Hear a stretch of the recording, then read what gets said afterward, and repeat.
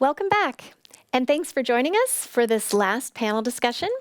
I'm joined in the studio by Trond and Ingrid, and we're going to talk about having a PhD in the public sector.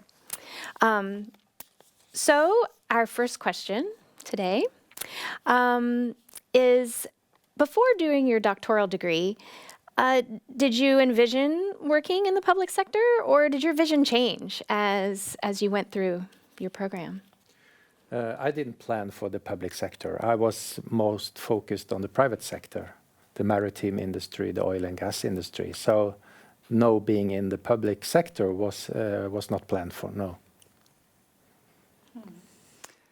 Well, I've always wanted to work in a museum. I had a museum in my room when I was a child. So yeah, I was that was something I wanted. But I guess I was more geared towards a career in academia. And then during my PhD, when I was in museums a lot, this became a more clear career path for me. Okay, so you started out feeling like you were planning on working in academics, yeah. And then your plan shifted. Did that feel, like, how did that feel, I guess? Did it feel like your plan B, or was it just a natural transition? By the time I transitioned, that sounded weird, but it was something that I had thought so much about. So I was really happy to be able to apply for a job like this in Trondheim. But yeah, it's a process, because my experience was that everything was still very much geared towards an academic career, or the traditional academic career. And so when you first start to think about other options, it feels like a bit scary in a way. Right. Yeah. Do you have anything you would like to add? Well, you ask about planning, and to my experience, it might be so that I don't remember everything I've done in my life, but I can't remember that I did any detailed planning of how my life should be from the early education. It was just a question of lining up, a easy classification when you were young. What were your skills? Is it mathematics or language or whatever? And if it's mathematics and science and physics, then you go to the right side, which is the gymnasium, and then further to the university. So it might be easier those days, where you didn't have everything to select, and the expectation wasn't that as high as they are today. So I just can't remember that I did planning so much. Of course, I had to do some thinking, but not having a long-term plan of what to be. I just followed the line and new lines. And then suddenly I started a PhD study, mainly because I moved to Trondheim in '87 and did my master. And then my wife, I met my wife very early in the study. She lived in Trondheim, so I'm kind of stuck in Trondheim. So what do you do then? And one natural thing is to start a PhD study. If you still are in this beautiful city with a very good university, why not take a PhD? So no long-term planning.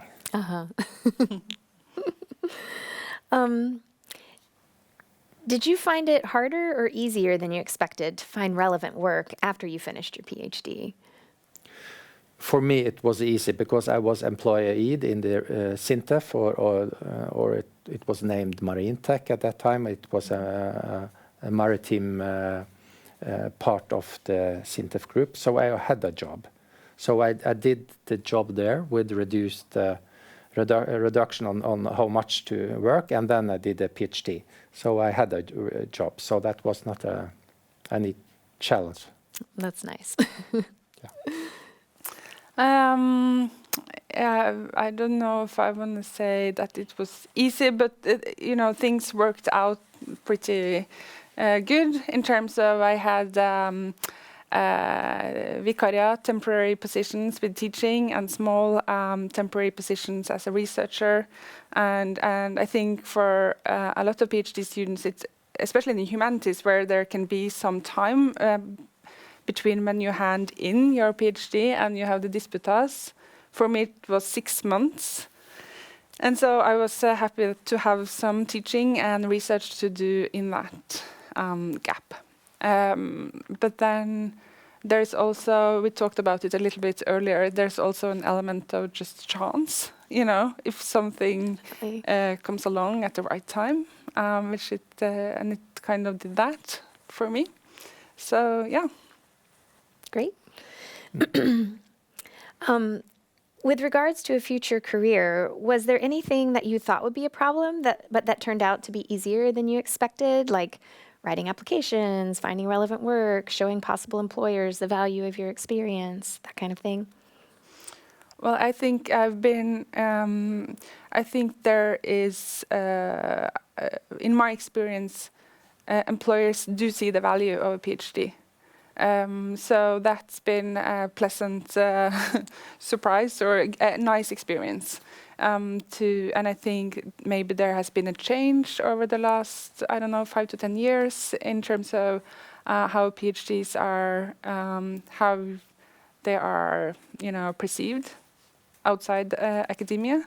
But I still feel like I have to sometimes demonstrate that I'm not just, you know, a very like nerdy, single focused person, but I can also actually, you know, relate to people. I can do other tasks. I have, I guess if you had a workshop about writing applications yesterday, you talked about transferable skills and all of the other skills that you also have when you have done a PhD. And I think there's still a need to emphasize that. Because I think that could be the thing that an employer is worried about. You know, is this person used to only doing one thing, or can this person, you know, work in many different projects and relate to different groups of people and so on? So, yeah, yes and no was the answer to that question. Well, I have the same experience when it comes to how company, both public and private company, look upon a person with a PhD. And I remember when I was in the beginning of the study, we had this discussion of how it was in Germany. Because in Germany, if you want to be a CEO or a top manager, you often need a PhD. And you have their respect for the professors and the PhDs. It's really of high value. And it's based on the German company culture and the tradition they have there. But Norway is a smaller country. We're not that kind of scientific oriented, maybe, not in the culture. So we often have to prove that we are not damaged with a PhD, that we are able to talk with people, look at the broader picture, that we're able to make decisions and really to be part of the real world. And I think it's still like that for many, both public and private companies, that you have to prove something. And there is something that they maybe think that we are not able to be in a position where we have a broader responsibility. You are put to maybe some specific task, but not to be a good manager. But my opinion is that you can be a very good manager and still have a PhD. Yeah, we talked to several people yesterday that they were in manager roles and seemed like a really good fit. Yeah, It's possible. Yes. How do you benefit the most from having a PhD in your current position? Well,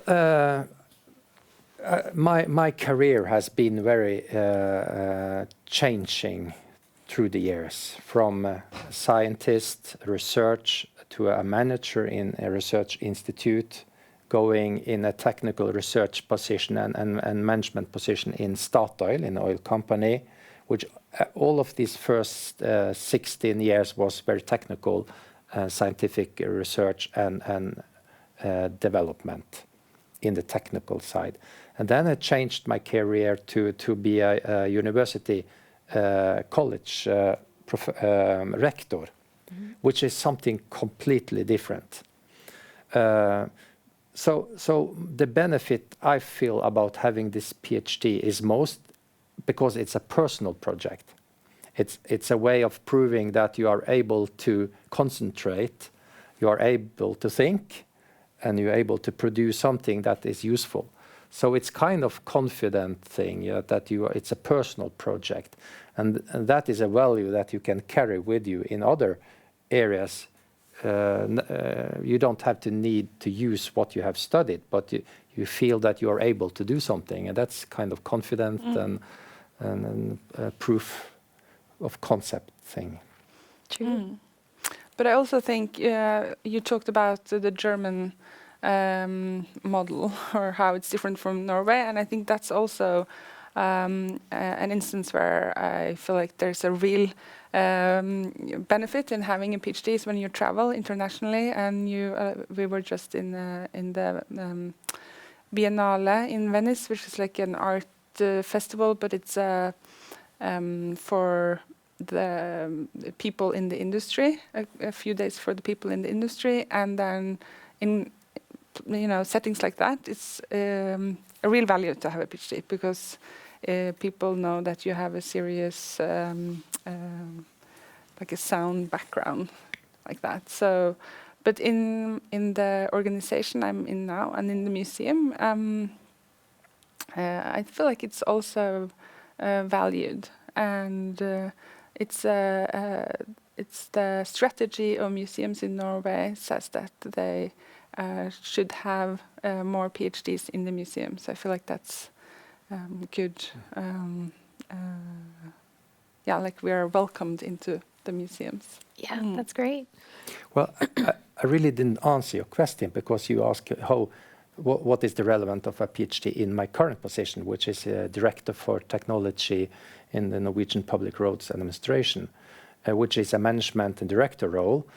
It's useful because the division that I'm part of is dealing with maintenance and operation, which is my PhD. So it's relevant in that connection. But it's also relevant when I have, as we discussed, 10 PhD students at NTNU, the university, to understand how a university works, how education works, and also how it is to have a PhD. So it's more easy for me to understand the rationale from a university academic side and how we can collaborate. Definitely. So, what's your opinion about, and is it possible to join the public sector while you're in the middle of your PhD?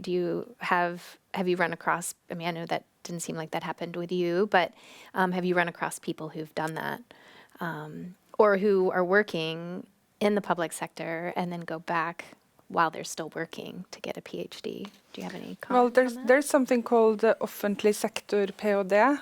I like a public sector PhD. Like that's a program specifically made for that. And we just have one new PhD student in a program like that in MIST, which is the museums in Sør-Trøndelag, south of Trøndelag. And Trondheim Kunstmuseum is one of the museums in this consolidated museum in the organization. So I think that's more and more common now in museums, at least with this kind of PhD, and also artistic research PhDs, again, where you have this collaboration between public sector and the university. But for me, it was kind of the other way around. I started in the university, and then I worked more and more with museums during my PhD. Yeah. Well, it's kind of normal also not normal, but it's not unnormal for people working in our organization to have a PhD when they have worked for, let's say, 10 years or something. At least three persons I know which has worked for me has started their PhD. And actually they are doing their PhD today, and one has finished the PhD. So yeah, it's normal, you could say that. Okay, great. So how would you, and can you, compare salaries and contracts in academia versus the public sector in your experience? And for you, Trond, also in the private sector, since you have experience there. Excuse me, could you repeat the question? Yes, of course. How would you compare salaries and contracts in academia versus the public sector?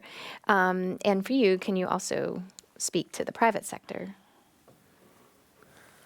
Well, the salaries and the condition and the difference between them, that's the question, between the Yeah. academics and well, actually, I don't know the salaries in the academic sector now, so I'm not that easy to answer that question.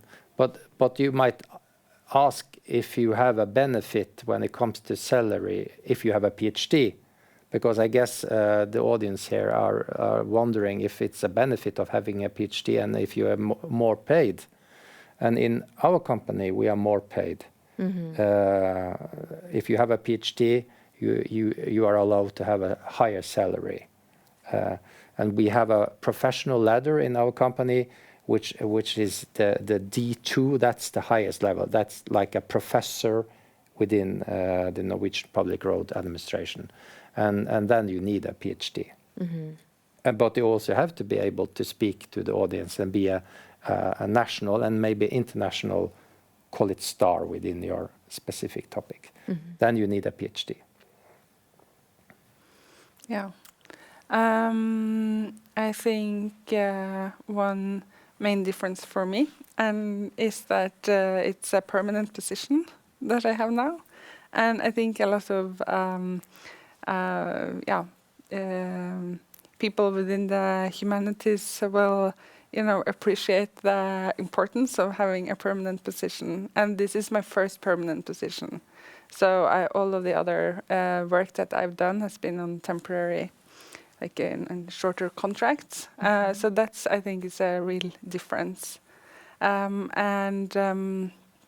Salary-wise, and in terms of the conditions, it's my position is førstekonservator, which is like you need, say, like a senior curator, you need a PhD to have that title. But I also am the manager of a small department, so there is some, there is also management involved, and that also affects your salary. But it's I don't think it's comparable to the oil sector, but it's comparable to the university sector. Yeah. Okay, great. So yesterday, the private sector panelists were asked an interesting question regarding employment challenges for non-EU citizens, as well as security clearance. I realize this is kind of a sensitive topic, but have you found this to be an issue in the public sector in your experience? With that, you mean that we have people that are not national from Norway, but have... And not in the EU either. Well, we don't have that in our company, but I have a lot of people which is not Norwegian in my group, from Finland, from Italy, from Sweden, etc. But and their nationality, actually, I haven't asked them if they are Spanish or Italian or Norwegian. But I haven't been a topic, at least so far in our company. Okay. Maybe not that I'm aware of. Yeah. You might, this question might be more about concrete challenges that they've met in their application process, but I know also one thing that could be a challenge, or at least was something that was, if you flip it, that I benefited from being, I am, I know the Norwegian system well, is that you, as an outsider, you have to learn the Norwegian system. and often the employer wants someone that can just start doing the work. And so, for example, in the museum sector, there's a lot of, it could be, you have to know some database tools. There is some systems in terms of collection management, and if you know these systems, you have an advantage. And I think that's the same thing in a lot of different job application processes. But I also think it's really important to encourage people to apply for jobs even though you don't know them, and just try to convince that it's actually quite easy to learn this system. I mean, you have a PhD, so you can learn this system. And that's why I also wanted to show this slide in my presentation about how some people and some groups are more hesitant to apply for jobs if they don't check every, requirement or qualification. That's so I think true. that's really important. Definitely. Yeah. So has overqualification ever been an issue for you or your peers in the public sector? I know some people yesterday were talking about how, there are definitely companies where they don't want to hire PhDs because they're overqualified and they're more expensive. Well, then we come back to this kind of attitude and culture and towards having a PhD and not. First of all, when you take a PhD, you use 4 or 5 or 3 years in doing the PhD. The other guys, the other masters, they are getting a job and start to job up their career. In some way, you are someone feeling that you are stuck in the PhD with the other. They are earning money and they are developing their career. So you then might ask, is this a good investment to be waiting and do the PhD? And then I feel that the culture for some companies is that they are afraid that the PhD is too detail-oriented, not able to make quick decisions, see a broad picture. And you have to some way prove that we had talked about that. You have to prove in some way that you are able to work and function in a big, broad organization. And depending on kind of organization, because asking if a PhD is a good thing, it's asking like, and could we give good advice? Is like the question, what is the meaning of life? I mean, every person is unique, every path is unique, so it's difficult to give an advice. But I would at least say that one advice is that still when you are a PhD student, and try to have a broader picture and not to develop other skills during your study also, and not because then it's a hard work to go back to a normal organization and to function from day one, because you have been 4 years in a very specific area. So try to involve in the society during the study, because then the effect will be less when you start working. Mm-hmm. Yeah, no, I definitely agree with that. It's so important to demonstrate that you can be in different positions and different work environments and different roles. And if you have the opportunity to do that during your PhD, either if you can do that with some sort of fellowship, if you are going abroad, or in research groups or other projects that might come up. Like we talked about before, like not everything can be planned. Sometimes there is an opportunity and it's not always like the best time, but maybe if you can, it's a good idea to just jump at it. And that opportunity or that experience might be the one that could open another door in the future. And that's kind of how that's kind of my experience. Mm-hmm. Like I said, a lot of the opportunities I had after the PhD didn't come out on my PhD topic, but other things that I did, and so I think that's all more than you talked about overqualification, and I think it's for me. I have more. It's been more about showing that you can do a number of different jobs or different kinds of activities or topics. Yeah. Right. So it's more of a benefit than a detriment to have these qualifications. Yeah, or you have to either if it's like an informal thing where you're talking to someone and they're kind of wondering, you have a PhD, are you like only doing this, or what kind of person are you with this PhD? It's just nice to always try, and I think it's smart to always try and show how it's applicable, like how you actually, what kind of skill sets you have, how you can use them, and also if it's a possible potential employer, how the employer can benefit from your skills. Yeah, and so it's not it's something that most employers, they don't necessarily know this, or you have to convince them. Right. Yeah. And you have to define what is overqualification, because having a PhD, you are very qualified in the topic of your PhD, but all the rest, you're not more qualified, maybe less if you are just focusing in 4 years. So it's also more a question if the company is afraid that you won't like the job, or it's too easy, we can't give you what you really need, and then they are afraid of losing you, it's a more you have to ask yourself, do I think that I, with my personality, everything that I have, will have a good life in that position? Will it be sufficient? Is it good enough?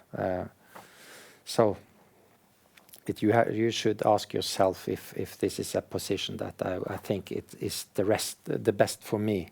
Right. With all I have. Good advice. So yesterday, the private sector panelists stressed that the most important thing for future work is to complete the PhD. How is it in the public sector? More precisely, how important is the quality and substance of the PhD versus simply completing it? Well, I just very recently completed my PhD. I have had this current position in 3 months, and then it's about a year since my disputas. So it's quite recent, and I think it's really important. Of course, everyone has heard this a lot of times, but to complete. Because it shows that you can plan and finish a project. And I realize it's really hard now with the pandemic and everything that's happened to complete on schedule, but at least to be very, to reflect upon that and try to show project management skills, I think in the private or public sector is really important. Yeah. Yeah. That makes sense. Yeah. Do you have anything you want to add? No. Try to finish. That's the most important thing. Yeah. Yes. But you asked about the quality of, because that's often what some people feel is, perhaps lost if you're too focused on finishing on Right. on schedule. And I think that's really difficult to answer. But I think it's, of course, it's great to have a good quality of your work, because you need also not necessarily because employers will read the PhD or the articles you publish, but also for the references that you need. I think to have good references is really important in applying for jobs. Precisely because the employer is wondering, is this person capable of doing more things, or finishing? Is this a person I can trust? Right. And that goes to both the quality of your work and being able to finish. but I've heard that many times during my PhD that a good PhD is a finished PhD. So that's familiar. Yes. Yeah. So this is a question from an international PhD candidate. How important is the Norwegian language for jobs in the public sector? And how good should the candidate be at Norwegian? Any thoughts? Well, I can try at least to answer that. It's as a big benefit to be able to speak Norwegian and to have a dialogue and to read Norwegian, at least in the Norwegian Public Road Administration. But you don't have to be fluent, and it's okay if you have a little struggle with it. As I told you, I have employees from Ethiopia, from Finland, from Italy, various countries, and they read and talk Norwegian good, but not perfect, but sufficient. So because also the paper, the documents, the political part of road and transportation is in Norwegian. So and we are part of a bigger part of the of the community and the system. So you have to understand what's at Norwegian, yeah. And so, do you need to be able to do your job interview in Norwegian in a case like that? Well, I don't know that. I never experienced an English one, but I don't know if somebody says, "Can we take it in English?" We would say yes, I think. But then we would ask, would you be able to read all the document which is in Norwegian? Would you be able to cope with it? Right. Yeah, I think for my position in the museum, it's quite like specific, and it's probably a requirement to have some knowledge of Norwegian. And that's simply, being able to read documents and answer documents in Norwegian. And we're also, by law, we have to do that. And so, but I think, again, maybe some people are too hard on themselves in terms of the level of their Norwegian. And from academia, I know, because we are so eager to talk English, it can be really hard to learn Norwegian. So I think if someone demonstrated like a certain understanding in Norwegian and a willingness to perhaps learn more or develop more Norwegian skills, I think that would be a really good start, and that wouldn't be some hindrance, because again we want more diversity, and it's and we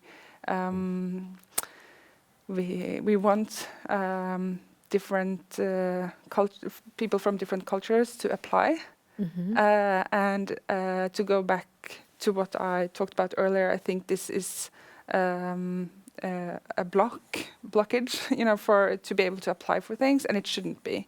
But it's just, as long as you can demonstrate some knowledge, that you're not expecting to do this job solely in English, for example. You are expecting to develop your Norwegian skills. I would say, go for it. Yeah. That's good to hear for me as well. I would like to emphasize your point with diversity, but the diversity, when it comes to nationality, to personality, to gender, is a key to quality. Because if you have a group and everyone comes from the same village in Norway, they think the same, they do the same. That's a challenge when it comes to quality. Quality is diversity, because you reflect different ways of seeing things, thinking, and how to deal with challenges and problems and solutions. So every day I see that diversity is a quality, because we add different perspectives, both to understanding and also come up with solutions to problems. So So for all the international students out there, please try. You are welcome to our company. Awesome. Yes. But speak Norwegian, at least a little. Yes. Be learning. So how impactful is having a postdoc to secure a job in comparison to having a PhD only? Is there a meaningful difference that you've seen? Is it helpful? Well, I was going to start a postdoc after the PhD, but then I applied for this job, and I decided not to do the postdoc. And it was a great project, but I think the postdoc for someone in my position, it's a more specialized. So I think with a PhD, and at the point I was then, I was able to demonstrate all of the things that we talked about, breadth in terms of experiences, where I've worked, projects I've done. And then the postdoc, I think, was a form of narrowing it again. And then I would target, I think, probably academia only. I think the postdoc, it's not that you can't get jobs in the public sector, but I think that's certainly something to be very aware of, to demonstrate, relevance. So for me, it was the postdoc was, a bit. It became a choice to whether to go, down that route, or what do you call it, like a crossroads. Yeah. And if you're thinking, if you have a PhD and you want to have a job in the public sector, and you are wondering how to get that job, I think probably postdocs is not the answer. I would rather do some sort of internship, or go to the places you want to work and talk to them and ask them, how is my skill set? What could I, do? Is there a certain class that I could take, project management, or a specific program, software, something like that. I think it would be more beneficial than a postdoc.